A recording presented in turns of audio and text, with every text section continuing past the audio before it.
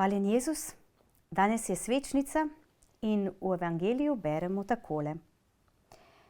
Starček Simeon je pričakoval Izraelovo tolažbo in Sveti Duh je bil z njim.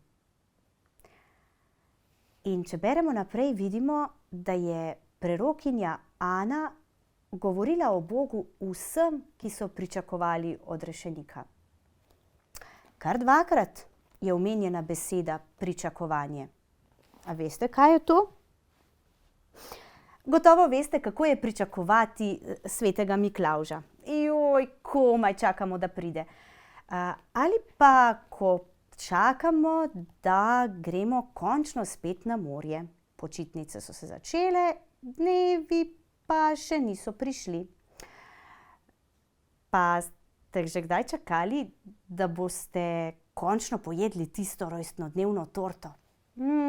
Ko se nam kar sline cedijo, ampak je treba še počakati nekaj ur, da se bo praznovanje začelo.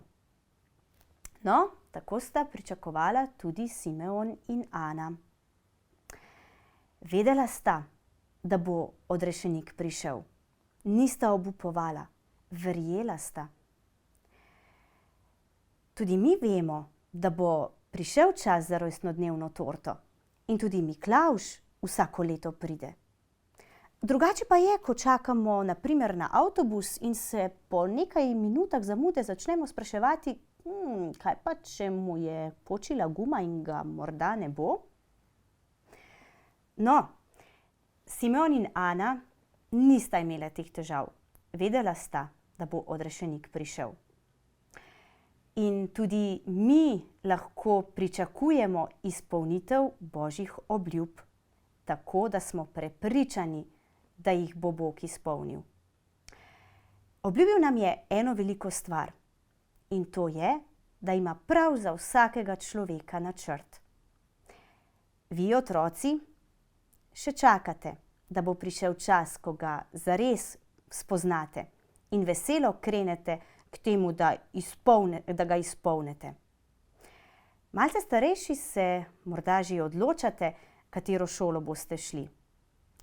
Vsem vam želim povedati, da nikar ne izgubite poguma, ampak vedite, da vam bo Bog pri tem pomagal.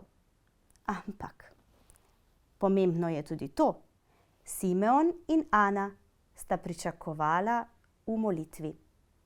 Tudi vi svojemu pričakovanju in odkrivanju Božjega načrta dajte tudi čas za molitev.